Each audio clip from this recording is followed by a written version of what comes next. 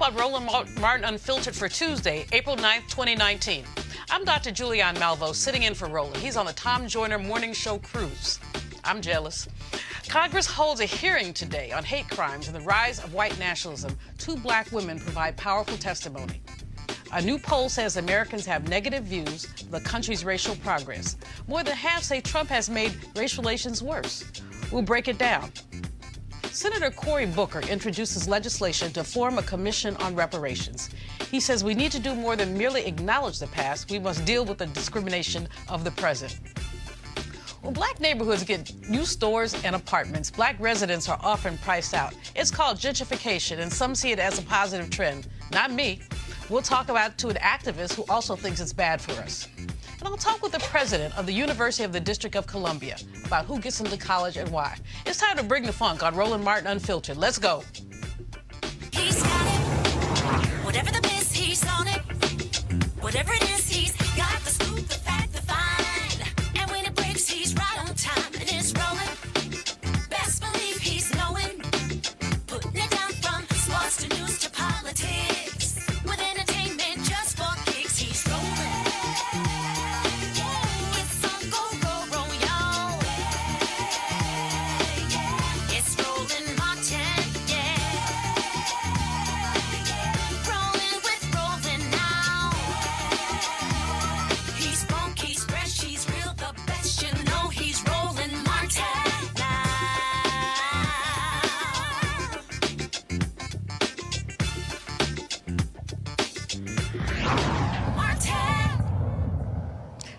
Hi, I'm Dr. Julianne Malvo, sitting in for Roland. He's on the Tom Joyner Morning Show cruise.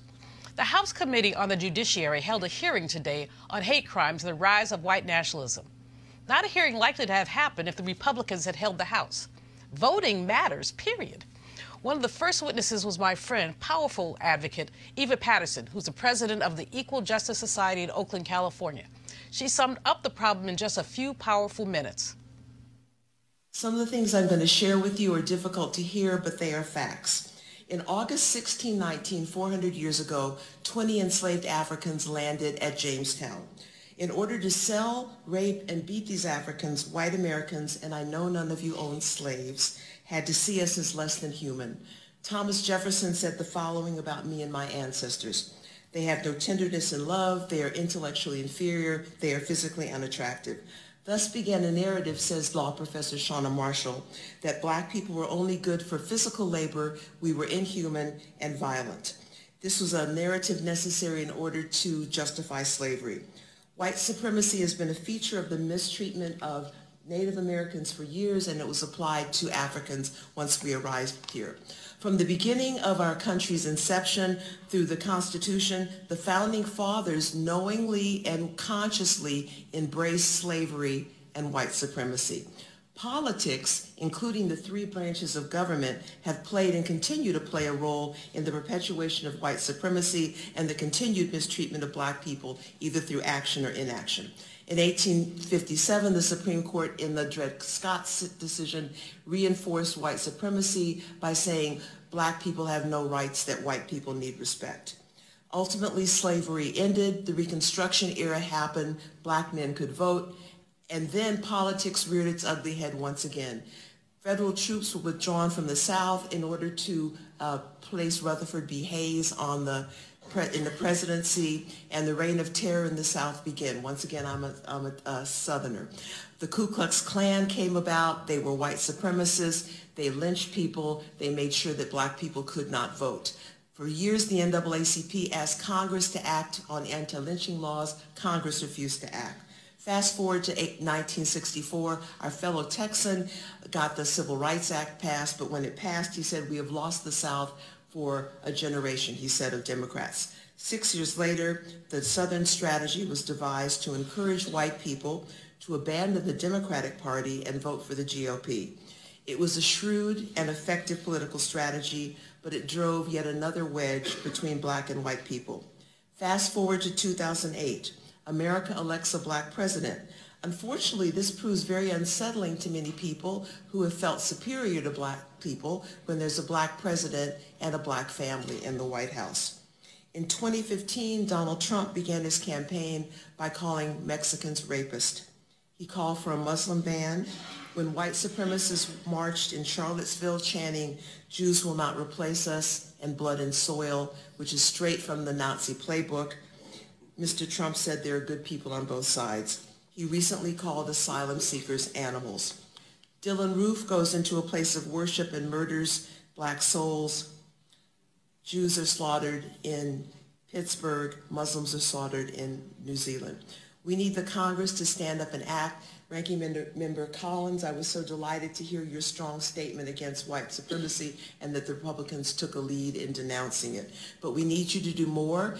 Out there where I live in California, we're not so sure where the Congress stands on white supremacy. So we're delighted that you're speaking up. I'd also like to address Chief Justice Roberts, who dismantled the Voting Rights Act in Shelby versus Holder. He said racism had been eradicated. That simply is not true. I hope he will talk to Judge Bernice Donnell from the Sixth Circuit, who writes extensively on racism. We hope that a majority of you will want to give the country a signal that we are one nation under God, indivisible, with liberty and justice for all. Go, Eva. That's my homegirl. That was powerful. Check this out. The exchange between Committee Chair Congressman Jerry Nadler of New York and Kristen Clark, who leads the largest committee for civil rights under law, detailing how the Trump administration downplays hate crime. We need the government to step up and do more. We also need the FBI to do a better job incentivizing local law enforcement agencies to turn over the data so we can capture the hot spots where hate crimes are happening around the country. And then finally, we need to see this Justice Department using its bully pulpit more often to condemn hate when it happens. As a civil rights organization, we're deeply disturbed by the Justice Department and this Attorney General and prior AGs prior to him. We're disturbed by their deafening silence in the fake of hate incidents that we've seen across the country. We're going to continue to bring pressure to bear to ensure that they do more and encourage Congress to use its oversight authority here as well. The final thing that I will note is that we're deeply concerned about the FBI's Black Identity Extremist designation. This is mere distraction from the very real threat of white supremacy that we face today. Also testifying was Candace Owens of the Trump PAC, Turning Point USA. That woman had the nerve to bring her grandfather with her. Her basic line was that the rise of white nationalism was fake news, just a campaign tactic to spin up African Americans at election time. Ted Lieu, Democratic Congressman of California, asked her why she was there. Let's look. In congressional hearings, the minority party gets to select its own witnesses. And of all the people that Republicans could have selected, they picked Candace Owens. I don't know Miss Owens. I'm not going to characterize her. I'm going to let her own words do the talking. So I'm going to play for you the first 30 seconds of a statement she made about Adolf Hitler. I agree. I actually don't have any problems at all with the word nationalism. I think that it gets, the definition gets poisoned by elitists that actually want globalism. Globalism is what I don't want. So when you think about, whenever we say nationalism, the first thing people think about, at least in America, is Hitler. You know, he was a National Socialist. But if Hitler just wanted to make Germany great and have things run well, okay, fine. The problem is that he had dreams outside of Germany. He wanted to globalize. He wanted everybody to be German, everybody to be speaking German. All right, so my first question is to Ms. Hirschenoff. Ms. Owens said, quote, if Hitler just wanted to make Germany great and have things run well, okay, fine. The problem is that he had dreams outside of Germany. So when people try to legitimize Adolf Hitler, does that feed into white nationalist ideology? It does, Mr. Lieu. I know that Ms. Owens distanced herself from those comments later, but we expressed great concern over the original comments. Great.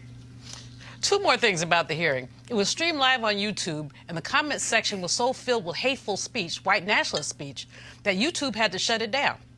And we're having a hearing about whether or not there's any white nationalism. All right. And take a look at Kristen Clark watching Candace Owens testify. Talk about shade.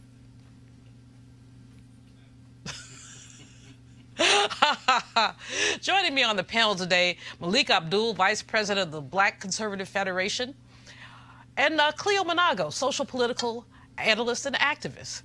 So, guys, what do you think? Especially, Malik, I'm going to ask you first. I just have to, about your friend Candace Owens. I don't know if she's your friend or not, but y'all do share some predilections. No, I've never met Candace. You know, there are things that you just really shouldn't get into, and I know that she did try to clean up those comments about Hitler. You know, whether it's Candace or anyone on the left, you know, I don't think that we should be using Hitler references any more than we should be using slave and plantation references. But one point that Candace did make is because the hearing was also about hate speech. And one of the you know, she did drive in on that point about hate speech, and we do get a lot of that from the left. You know, just me, I'm pretty sure in the comment section here on this show, very soon, I'm going to get some of that same thing because I get it all the time here. So she did have a point about hate speech. You know, conservatives generally aren't protected under that umbrella of hate speech, and so you don't get people to respond in ways that you do on the left. So she did have a point there, but, you know, the Hitler references and things like that, I just don't think that those type of things should be part of the discussions that we're having. Cleo, Ms. Owens, when she testified, said that there was no such thing as a Southern strategy. My first question is, where did that child go to school? But you don't have to answer that one. You know, when you hear this revisionist history coming out of people's mouths, what do you think? And how do we combat that? Well, I wish them luck. Ava Patterson was brilliant. I've heard her speak before, and she's always brilliant. Everything she said was true. And I wish them luck trying to fight against a deaf devil who does not care about whatever they have to say, against them defending themselves, sustaining their power, and against them trying to break down any kind of opposition to them. Good luck with that. I use my energy in other ways, and it focuses on people similar to Candace Owens. I think one of the black people's biggest problems is self-hate crimes, which is different than hate crimes. She committed a hate crime on her grandpa by bringing him. Why would you bring your grandfather as a prop to something like that? Well, because people who are dealing with self-hate issues are very serious about deflecting issues of racism, et cetera, and being on the side that they're on. They're desperate. They bring grandfathers where they can bring to make their case. But self-hate crimes is a consequence of black people being too focused on assimilating and adapting to oppression instead of being more relentlessly focused on dealing with the side effects of oppression on the black psyche. People like Candace Owens are the result of neglect in terms of getting her to understand the issue of racism and its impact on black people. The murder of Mr. Hustle in LA was a self-hate crime. Yes, it was. And there has not been enough talk about self-hate crimes, which I think are more of an immediate problem than the systemic problem of white supremacy, which is not going anywhere. The best we can do is get a closet white supremacist to act liberal and act caring in public. Then they go into the voting booth and do what they really want to do, because people want power. And they have power, and any type of threat to that, people are going to do all that they can, including acting like they like you, so they can go do what they really want to do to get you to relax. So, Malik, what do you think the significance of these hearings were? As I mentioned, if Republicans had maintained power, we would not have had these hearings. Right. So what do you think the significance is? I'm really not sure, and believe it or not, I watched the entire hearing. I was trying to navigate between that and the bar hearing. I thought you'd been a bar. Well, somebody did tweet, "Don't ever trust a man with a bow tie." So, but you know, I'm really not, you know, and I listened to it, and I'm really not sure. You know, they did provide a space to talk about these things, but as far as the Democrats provided a space to talk about these things, but I don't know how far that actually got us in the, and when I say that, you know, when I'm listening to them, you know, it's, of course, they went to talk about Trump. So they talked about the fact that, well, you know, it starts at the top, Trump doing things to encourage it and things like that. I think that, you know, hate speech in and of itself is apolitical. You know, it's not, it doesn't. It's not Democrat. It's not. Say that hate speech is apolitical? Right, a hate speech itself. You know, it doesn't have a Democrat or Republican or anything like that. Hate speech has a very different impact. If I call somebody a honky, I mean, whatever. If someone calls me the N-word, that is invoking lynching. That's invoking all of that. Right. So it's a different thing. Somebody like me, it's a false equivalency. Right, but I don't think so, because, and I go back to my point that I was making about Candace. You know, okay, well, maybe not out, you know, the H word or the N word, but I'm often, as a Republican, I'm often called these things, whether it's Uncle Tom, Coon, anything that you... Okay, does it hurt you? No, it doesn't. Okay, so... No, but because it doesn't hurt me, because I have, you know, I'm from Mississippi. You know, I have Teflon skin, so, you know, these things don't hurt me because I approach it knowing that you don't know me. You don't know me to make those type of assumptions, but the assumptions they do make. So if we're talking about hate speech, I mean, there are really hateful things that are often said about conservatives that we just don't talk about. I'm not a Republican and ain't getting ready to join, but I'm not a Democrat either. But I agree with parts of what he's saying, and even milliseconds of what Candace Owens said in terms of her being chased away by some black folks at a restaurant or something like that. Yeah. I do think that people...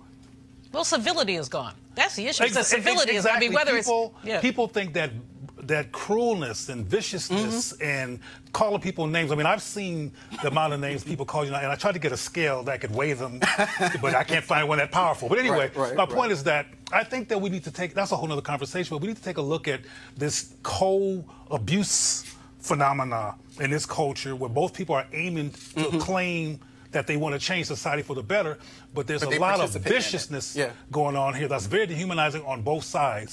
So that's true. Well, we'll give you that, but I think it's a false equivalency. I give you your point, but I do think it's a false equivalency. But we're going to move on. A quick update on a story we reported on yesterday. The 3 church fires in Louisiana were all set deliberately. All set deliberately. So on to our next story. The Pew Research Center is one of the most respected polling organizations in the world. One reason: it's a not-for-profit. It's not a for-profit business. It's funded by trusts set up by long-deceased members of an oil-rich family. So they spend a lot of money on their polls, and they're good. Today they released Race in America 2019. They polled over 6,600 adults, 6 times the number usually represented in polls. The headlines: Americans have negative views of the country's racial progress. Surprise, surprise. More than half say Trump has made race relations worse. Again, a surprise.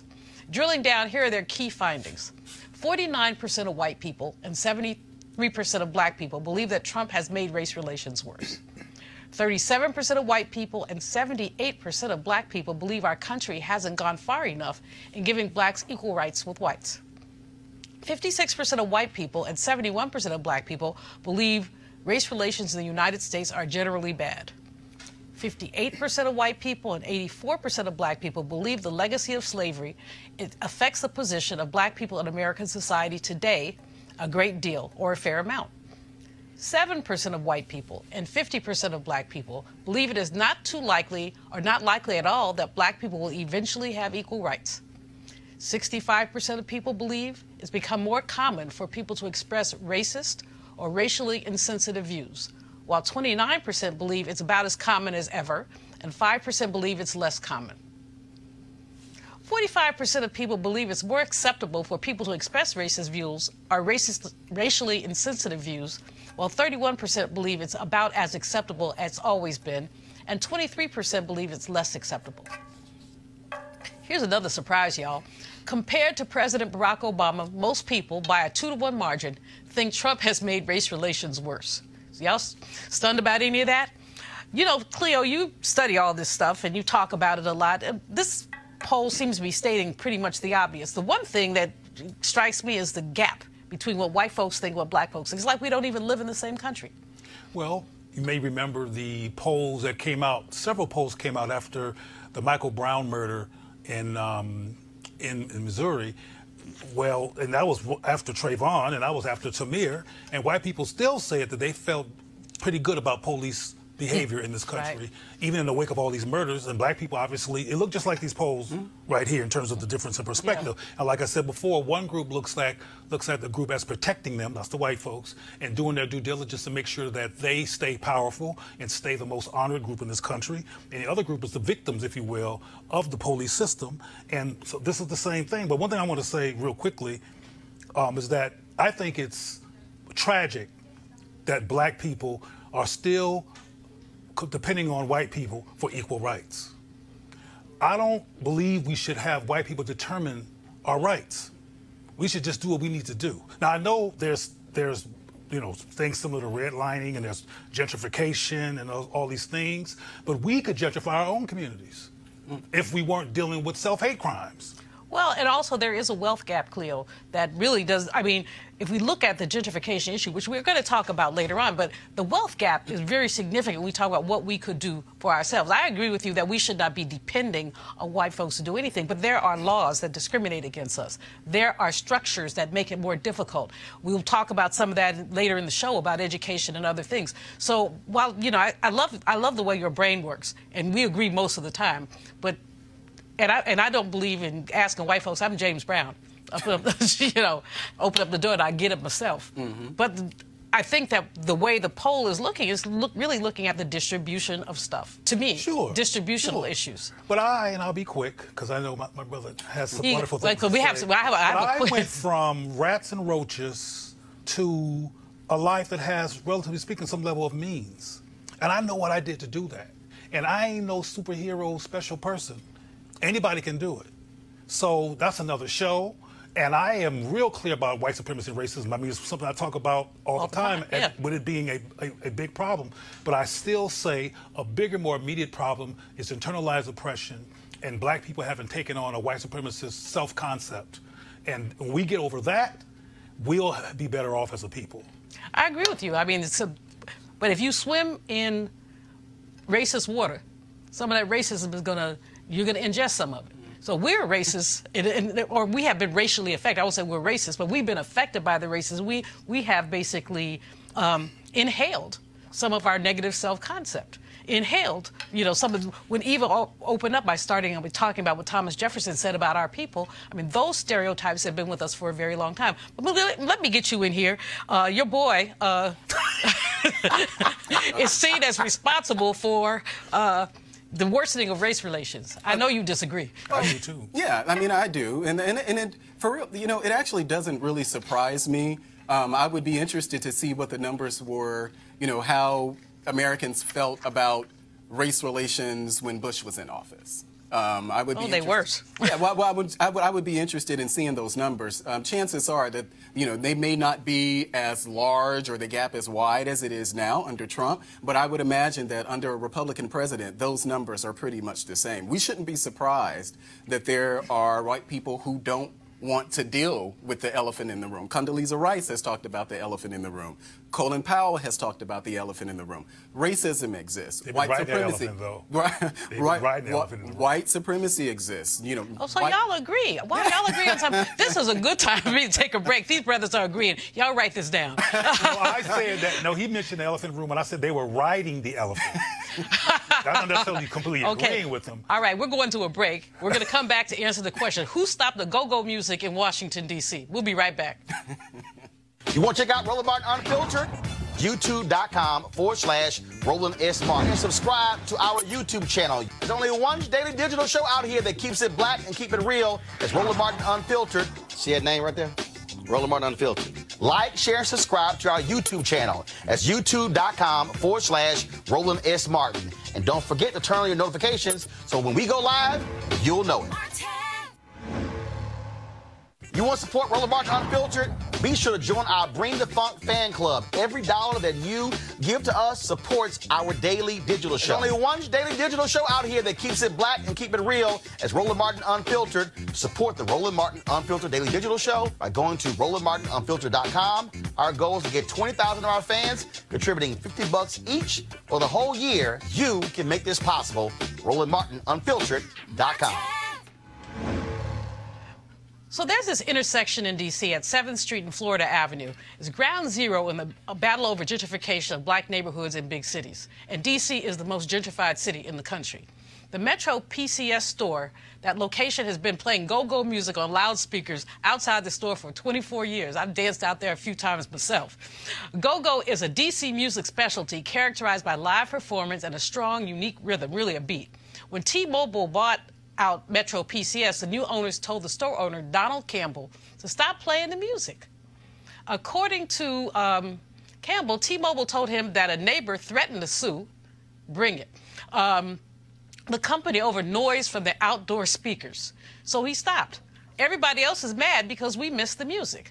Other neighbors, other African-American people were like, There was a protest last night to support Donald Campbell and Go-Go. And my guest, Ronald Moten, peaceaholics and all kind of stuff, a D.C. activist, is here to talk to us about gentrification, about how we feel when our mostly black neighborhood gets a Whole Foods market, a whole lot of young white folks. I'd have to throw that in there. I mean, if you follow me on Facebook, I occasionally talk about the Brads and the Beckys, the dog-loving colonizers who have more money than heart.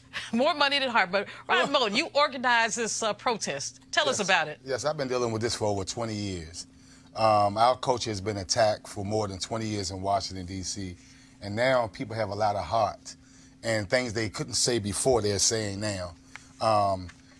He was attacked over the last 5 years as they built all these big luxury condos and apartments around his building, as though people didn't come there and hear the noise before what they call noise. We don't call it noise. We call it music. It came from Africa. You know the beat that came from Africa? So we don't call it noise. We call it music, right?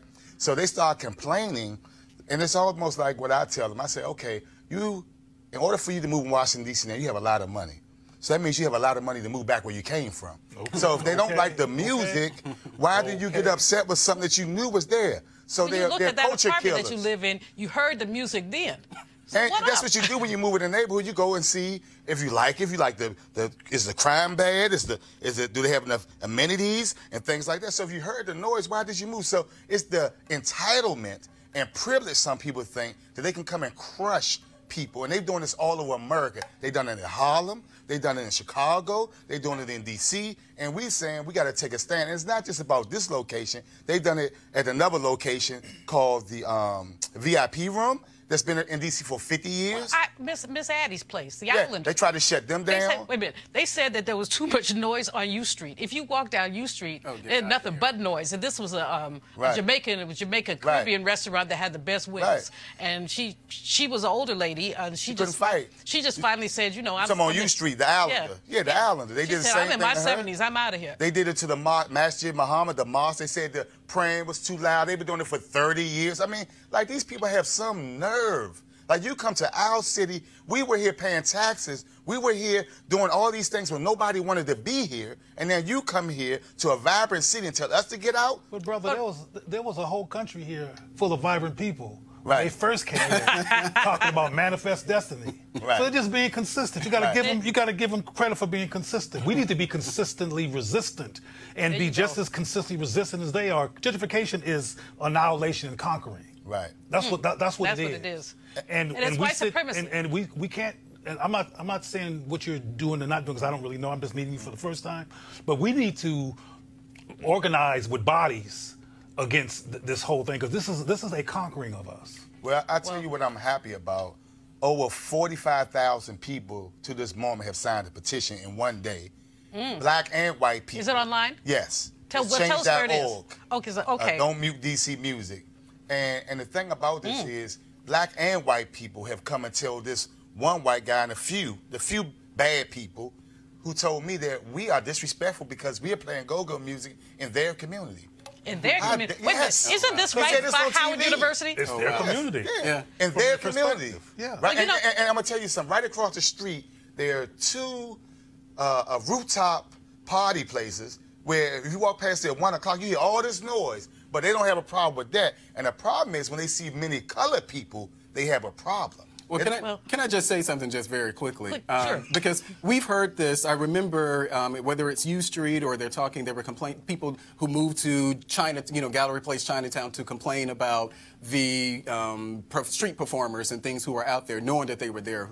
But particularly with this particular, I think it's important to point out that the problem is that there's a loudspeaker that is placed outside the store. And so that's what people are protesting. For 25 years. Whether it's 35 or 45 years, the fact is that the loudspeaker is placed outside the store. They were asked to place the loudspeakers inside the store. And so that's where people started to... And they're not breaking any laws. Right. So they didn't break any ordinance laws. So if you're not breaking the law, why put your speaker inside? I mean, we've been doing this in this city since I've been born. I remember people used to go around with their big boom boxes. Don't mess with our culture. Don't mess with our history. If you don't like it, go back to the born place that you came from. Go back to holy hell. I just want to bring up, over the weekend, Dr. Ron Daniels of the Institute for the Black World had a summit on gentrification. I participated in the town hall meeting Friday evening. We had people talking about Newark, talking about Houston, talking about the fact that this is happening all over the country. Part of this is a lot of people would like to think of gentrification as an economic phenomenon, but in order to think of it that way, you have to really address the issue of the wealth gap. So, Ryan, when we were in Newark and people started talking about solutions, the solutions really have to be connected to deliberate public policy on the part of the city. So what do you think should happen? So we're having a meeting on Thursday at Check and See regarding to address this, because my thing is, even in Anacostia, we're trying to buy our property. If you don't buy no land, you don't rent nothing. So our goal is to buy, and our legislators and everybody had to put their money where their mouth is. They give a lot of people money and resources to acquire this land, even with the Opportunity Zone. One of the things I like about my friend Jimmy Kemp, who is a Republican, but his father was a great Republican who are black and white people, he said if this legislation doesn't help the little people who do a lot with a little bit, it's not doing anything. So that's what I'm saying. If we're not helping the little people who get up off their butts every day and work hard and want to empower themselves in their community, don't want to commit crimes, don't want to put their hand on action for nothing, if we're not empowering them, then we're not doing nothing. Well, you know, brother, as you know, I admire your work. I understand that you've got a hot date in a couple minutes and you have to leave us. So we're going to keep talking about the topic, but we'll get together again. And email me the information about that Thursday meeting. Yes, ma'am. I may show up. Okay. So this is an issue. You know, one of the things that really must happen is that vacant land that the city owns should be redistributed in a way that's sensitive to the wealth distribution. Absolutely. You know, there's vacant land here in the district that our mayor never met a developer she didn't want to slow dance with. Absolutely. That she wants slow dance with. Get real close. But you know, the DC has the largest, what they say, intensity of gentrification. Yes, it does. Also, DC also has the largest, I think it's the wealth gap in the country. That was a study that was published last year. So these things definitely exist, and I think that there are things that we should do to be able, that would help us deal with issues like gentrification. And, you know, they're like Ron, he's doing a great job. You know, there are a lot of people who are really vested in making sure that the opportunity is there. And so I'm glad that he mentioned Jimmy Kemp, because we had a conversation about, Jimmy and I had a conversation about Ron to actually talk about those things. So he's right on point with that. We may not agree about having the loudspeaker outside the store, but as far as gentrification and providing opportunities, I'm with my brother all the way on that. Well, absolutely. One of the best examples of resistance to gentrification came from New York City Councilman Charles Barron. He represents East New York. And one of the things that he's done, I mean, they have used various metrics to talk about what's affordable.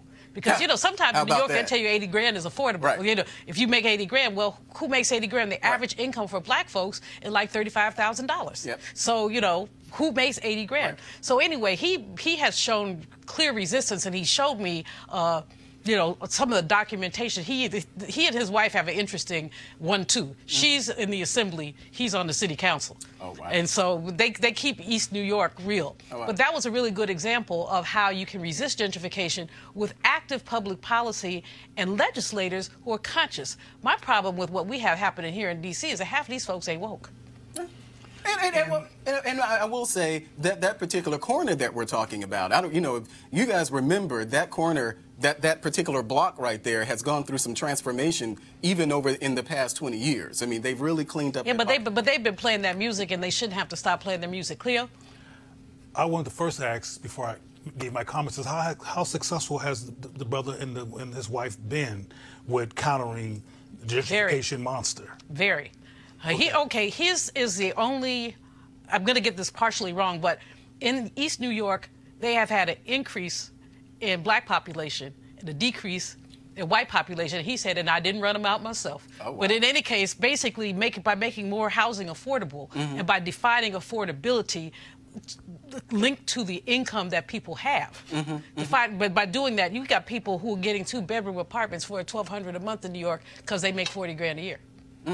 Well, also brilliant strategy. That might need to be a demonstration project for other people who are resisting gentrification. But I also know, and this may or may not be relevant, but that East New York is not as desirable as Manhattan. Right. It's not as desirable as being it's not even as Brooklyn. It's next to Brooklyn. Exactly, and being along the Hudson River. And along the Hudson River, particularly uptown in Harlem, used to be predominantly black, and it's very desirable. Most places by water, white folks like water, and places by water, they always want to take from us. But I want to mention that along with public policy and having demonstration projects being important, we really need to find ways to get people to be viscerally resistant to the conquering strategy. Because this brother is doing what he's doing, but there's not a mass of people in South Central where I'm from, or Crenshaw where I'm from, or right near where Nipsey Hussle was murdered, in the streets going, hell no, blankety blanks, you ain't taking our blank. There you go. I mean, we have to learn to value where black people are and value black geography, as well as valuing ourselves, which is why you're not going to hear me stop talking about the self-hate crimes that we need to purge away from behaviorally so we can feel valuable enough to say, hell no. Right now, we're in question about, hell no, maybe on Thursday, no. Yeah, maybe on Saturday, maybe. On Monday, hell no. We got to be hell no 7 days a week. Oh, I mean, there is a tentativity about our resistance. Because there's a tentativity about our value, whether we're valuable. Well, you know how much trouble I've gotten into with my Brads and my Beckys. You know, I say Biff and Becky, but I think it's a more white name. But yes, I hear you made a good people write me and say, why do you do this? This is hateful. But it's not hateful. But you made a point about that East New York when you were talking about the desirable location. One of the challenges here, and for people know, I'm the Republican who lives in Ward 8, which is DC's most under-resourced ward. And one of the challenges, even for people like me who are concerned about gentrification, is the they place the concentration of affordable housing. And they're all, most times they're in Ward 8. And so one of the things that a lot of Ari Teresa, who's the guy friend of mine, who filed the $1 billion lawsuit here, gentrification lawsuit in D.C., some of that actually has to do with being able to disperse the affordable housing throughout the city. But of course, they're not placing affordable housing in Georgetown. They're not placing affordable housing in Shaw and places like that. And so the problem is that you end up having pockets, of, and I don't want to say poverty, but almost there, if you will. And so you can say poverty, get away with it. Well, poverty. Yeah, poverty is not a bad word. In fact, we have to use the word poverty more often because, I want there to be a presidential debate on poverty. Reverend William Barber has said time and time again, we won't talk about poverty. That's right. Finish your point because I got to move on. No, well, I just wanted to say, so in talking about things like poverty and where the poverty is concentrated, one of the challenges is that these communities aren't self-sustaining. So you end up having a lot of mixed income communities, which I really support. They're doing that a lot in Ward 8 now. So we just have to look more holistically about this and not just there ain't nothing holistic about colonization. I'm going to move on. New Jersey Senator and presidential candidate Cory Booker is frustrated with the conversation around reparations. He tweeted yesterday, I've been unapologetic in my belief that this just can't be about acknowledging the past. It needs to be about actually confronting racist policy that persists right now in the present. Because if we don't, we cannot guarantee that our future will be any different than our past. His comment, by the way, echoes what the Pew poll found. 50% of African Americans think we will never have equal rights in America. Today, Booker introduced a bill to form a commission to explore reparations. The bill is a companion to a House bill introduced by Representative Sheila Jackson Lee of Texas. Her bill was a bill to take off of H.R. 40, which was first introduced to Congress by Detroit Congressman John Conyers in 1989. And Clea, I'm going to go to you first because H.R. 40, since 1989, and this right into your self-hate crimes. How come all the Congressional Black Caucus have not signed H.R. 40. That was a rhetorical question, wasn't it? and I'm relieved that you asked me this question when there's not a member of Congress sitting right next to me as it was last week. And I want to be respectful and honor the intentionality among the Congressional Black Caucus. But the bottom line is people in this society have been taught to assimilate and integrate and try to bring blackness into whiteness instead of recreating it in ways that affirm black people because they don't want to offend white people. Anybody who's afraid to talk about reparations, which is a clear case to break down in terms of its necessity, is afraid to offend white people. It's kind of like when you hear black people, grown black people say, today a white girl at my job did so-and-so. Some of them go, reparations. You know, they whisper it because they don't want to offend the invisible white person that's nowhere around because they're in our psyche. And it does go back to self-hate, crime, residual effect. From my perspective. I know that sounds serious, but black folks in Congress, why wouldn't you support reparations? I mean, John Connors broke down, and Dr. Malveaux has broken down in no uncertain terms the legitimacy of it. Even Ta-Nehisi Coates. That brother, whose name I don't want to mess up anymore, who wrote the piece in Atlanta. Oh, that was a brilliant piece. Absolutely brilliant. Backed up with statistics and data that justified the importance and legitimacy of reparations. Why don't you members of Congress go get that, borrow a copy of that? Because the question is, why haven't you said anything? And why are we waiting for people to run for president? For it to come up. For it to come up. Well, we even have white members of Congress. Jerry Nadler is one who have endorsed H.R. 40, but we have many of us, African Americans, who have not. But, this is a historic first because the legislation has been pending since 1989, never having enough co-sponsors, never coming to a vote. But this is the first time that it's been introduced on the Senate side. Yeah. So now there's a companion bill. So that's very powerful, which would not have happened if there were not African Americans in the United States Senate. Malik, I know you got something to say, because you always have something to say. I would probably say that we may not have it now had Cory Booker not been running for president. As far as the discussion of reparations, if people want to form a committee to study it, I think that's fine.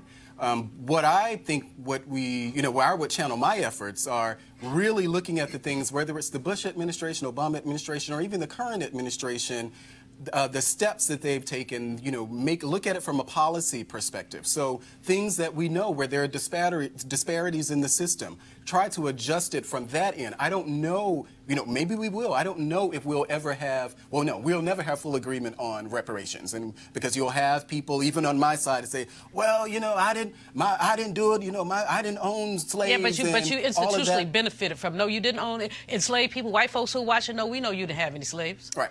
We think you didn't, you might have. But the bottom line is, if you created a racist society that has disproportionately benefits one group of people as opposed to another, that's the argument for reparations right there. And I don't want people to think, because I've seen it. When I was a Democrat back during George Bush's administration, I followed the things that they were doing. Now, what happened to you? Did they stop you on your head or something? No, we're not going to talk about it. He got tired of the Democratic Party taking black people for granted, among other things. Well, that's reasonable. Yeah, it is reasonable. But I look at those things. The federal government has taken steps to address these sort of disparities. Local governments have taken steps to address these sort of disparities. Of course, we still are where we are. But I think that a real keen focus on policy and making sure that we're doing things to address these problems, and it requires not just Republicans. We just had the conversation about D.C. being the largest, having the largest concentration of gentrification or whatever that is.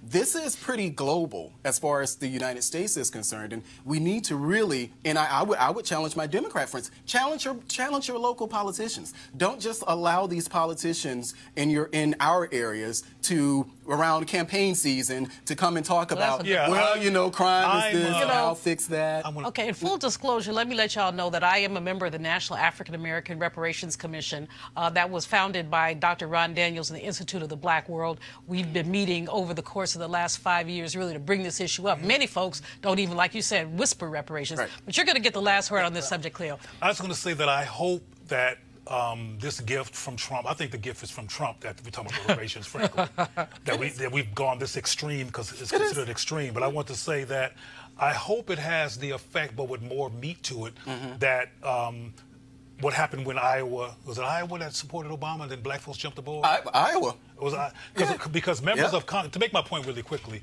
members of Congress, black members of Congress were running behind Hillary Clinton, and even the brother from Georgia, John Lewis, was right there behind Hillary Clinton. But then when white folks in Iowa said it was all right, it validated him.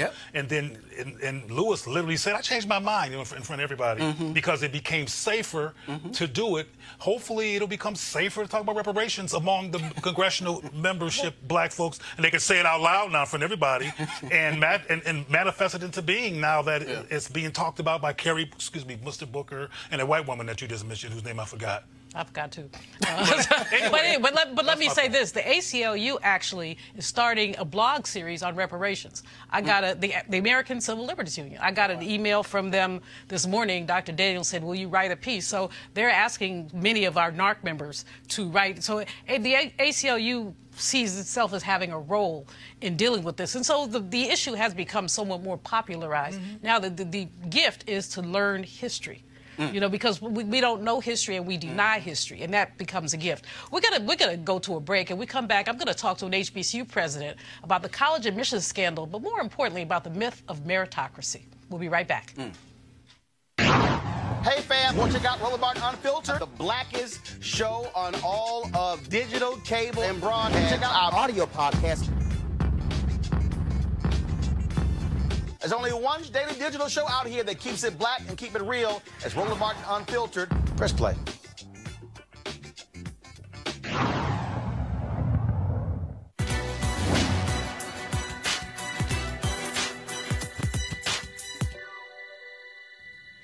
Every man prays in his own language, and there is no language that God does not understand. Composer and bandleader Duke Ellington.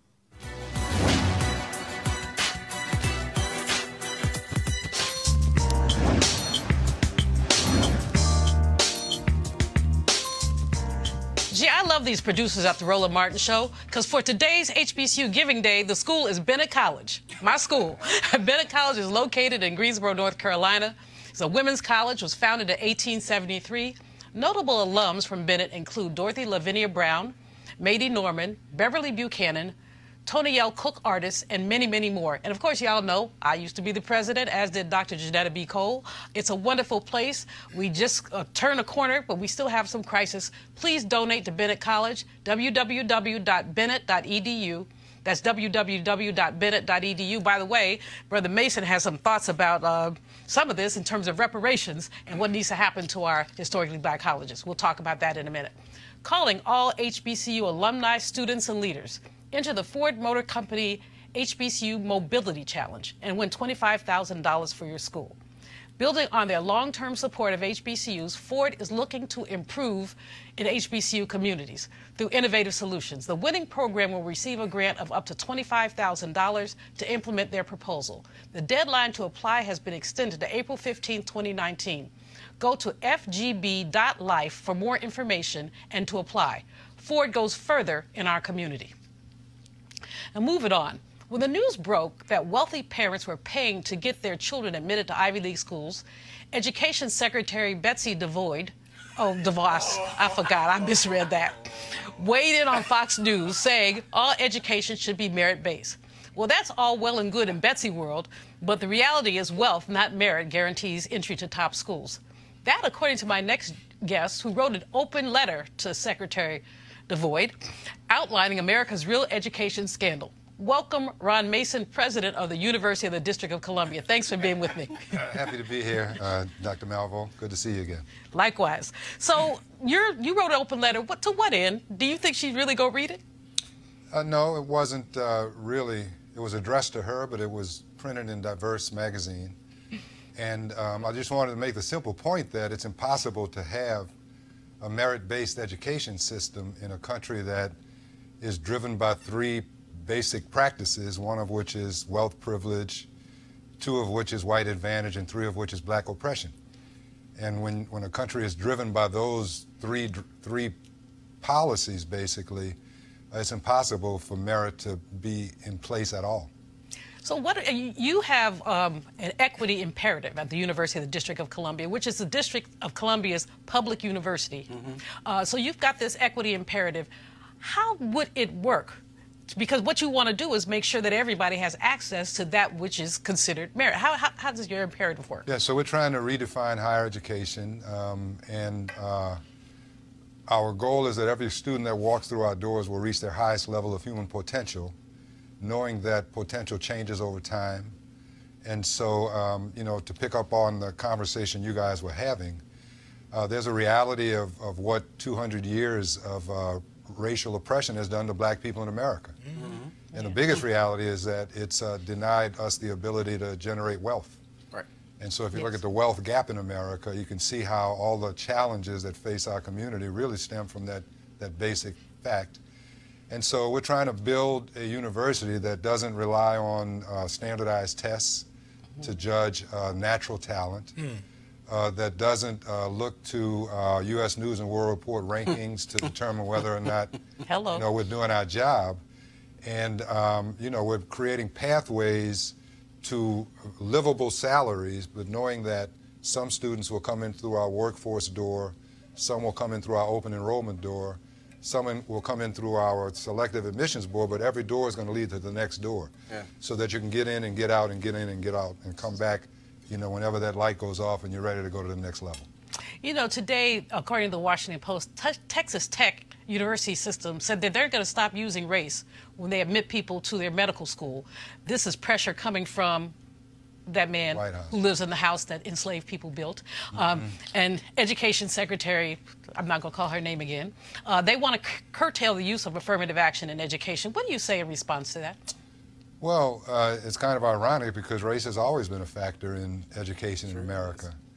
I mean, you know the numbers, we've talked about it before.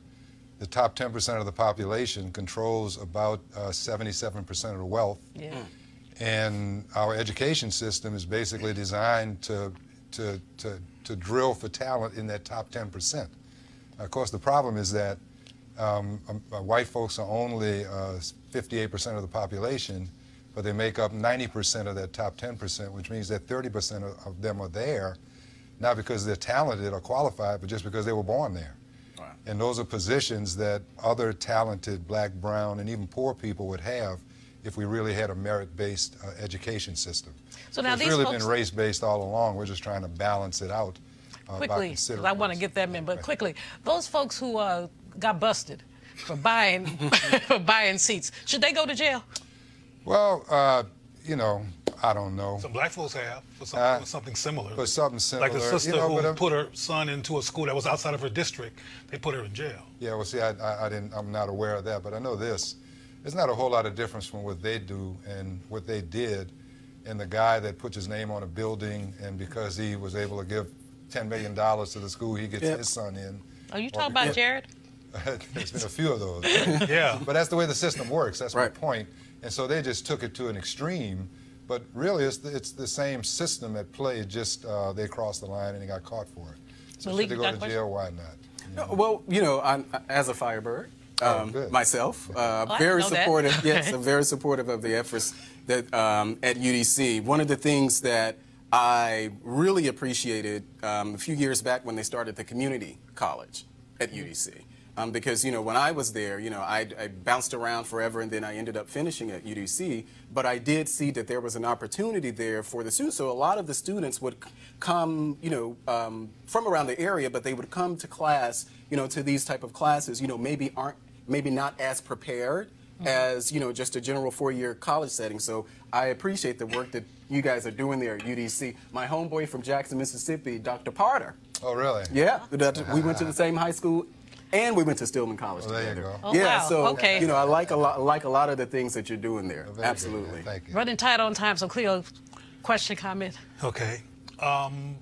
When it came to taking these tests that determine intelligence, initially in my life I had some challenges with them, not because I wasn't intelligent, I finally learned later, but because the tests weren't built around my organic intelligence. And you mentioned something that I call organic intelligence. You mentioned that they're finding other means to determine people's capacity to operate in an academic context. What kind of approaches have you taken to determine people's their organic intelligence capacity to be involved in the academic institution? Sure. So it's clear that standardized tests like SAT, ACT correlate directly with race and class. Yep. Because what they're designed to determine is whether you can be successful in the top 10% of the population, and who's going to be successful except the people in the top 10% of the population, right? So we've been looking at this tool that Gallup has called BP10. BB10? BP10. You can actually Google it. What it does is it assesses, it was designed to assess whether a student had high capacity for entrepreneurship. Oh, wow. And they've been doing this all over Mexico, and they've started to do it here. But what they really determine is whether or not these young people have grit. You know, they just keep showing up. And so we we did 400 in the district and identified the top 10. And of the top 10, 4 of them were from Ward 8 and weren't predicted to do well in school. But they kept showing up, and they kept showing up, and they kept showing up. And at the end of the first semester, they all had A's and B's. And so, you know, we know talent is not distributed based on race and class at birth. Right. Opportunity is, right? And so we're actually working now on designing a community through 16 reworked, redesigned academy that identifies raw talent and then doesn't let it get destroyed. That's great. By the forces of the three forces I told you that destroys talent over time. Ron Mason, you're doing great work. We appreciate you. Thanks for coming out. We really appreciate it. We're going to move on to the next story. We don't have much time with it, but we got to do this story. You know, 45 is unable to articulate all too often. He said oranges instead of origins twice in less than a minute last week. Today there was, poor Malik, he can't take it. But, I mean, today there's an article in the Washington Post asking, can a president be too old? It talks about Trump, of course, but also points out that Joe Biden would be 82 at the start of his second term, and Bernie Sanders would be 83. And studies of old people find that between 16% and 23% of Americans over 65 experience some form of cognitive impairment. In other words, we are not just as sharp at 65 as we are at 50. Now, you cannot prove that by me. However, should age be a factor in a world where Dorothy Height went to work to the office, the NCAW office, every day in her hat and gloves until she became ill in her 90s? Or Dr. Janetta Cole, president of the board of the National Council of Negro Women, still at work and running all over the place at 82? Should we be thinking about age? Cleo, start with you. Well, at the risk of starting controversy, black people, and you gave black examples, tend to have a resilience capacity. Those my sorors and my friends. That gets beyond other people. You remember they tried to enslave other folks and they didn't work out. They dropped dead, and they got people that were the more resilient. Oh, Lord. Suffer that horrible experience. So I don't know. My mother and other people I know who are older, my mother is an attorney with her own law firm, and she's leaning on 80, and she hasn't missed a beat. So I think it depends on the person. My answer is no. It shouldn't be a factor. We can look at Justice Ginsburg. You know, she's in her 90s or almost 90s. No, I think she's in her late 80s. Yeah, well, you know, just as sharp as she was when she started there. So I don't think that race, I think it's ageist. I don't think that we should even be having a conversation about whether or not. Over folks. But you know, if you look at the article that was in the Post today, the guy who wrote it is in his 70s. He's a former editor of the Post, and he acknowledges that he's not what he used to be. He got to take more naps and all that. I'm like, okay, dude, you go. Ryan, you're sitting on the panel, so why don't you chime in for us? So I think it depends on the person, but I will say this. Just judging from my career, these are high-stress jobs. Crises become normal situations. And at some point, at least for me personally, by the time I hit 70, I think I've had enough of it. And I also think you should make room for young talent to be able to. You should bring it along while you're there. Agree with that. Right. Yeah. Pass the torch. We should be mentoring people. Absolutely. Absolutely. Well, that's it for this edition of Roland Martin Unfiltered. I'm Dr. Julianne Malvo, sitting in for Roland. Holla, y'all!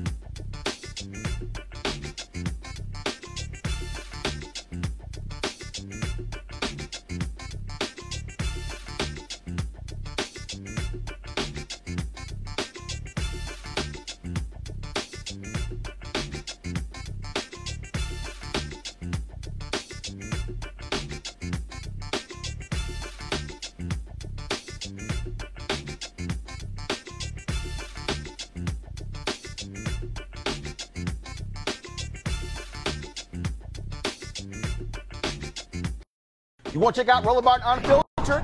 YouTube.com/Roland S. Martin. And subscribe to our YouTube channel. There's only one daily digital show out here that keeps it black and keep it real. It's Roland Martin Unfiltered. See that name right there? Roland Martin Unfiltered. Like, share, and subscribe to our YouTube channel. That's YouTube.com/Roland S. Martin. And don't forget to turn on your notifications so when we go live, you'll know it. Hey fam, want to check out Roland Martin Unfiltered? The blackest show on all of digital, cable, and broadcast. Check out our audio podcast. There's only one daily digital show out here that keeps it black and keep it real. It's Roland Martin Unfiltered. Press play. You want to support Roland Martin Unfiltered? Be sure to join our Bring the Funk fan club. Every dollar that you give to us supports our daily digital show. There's only one daily digital show out here that keeps it black and keep it real. It's Roland Martin Unfiltered. Support the Roland Martin Unfiltered daily digital show by going to RolandMartinUnfiltered.com. Our goal is to get 20,000 of our fans contributing $50 each for the whole year. You can make this possible. RolandMartinUnfiltered.com.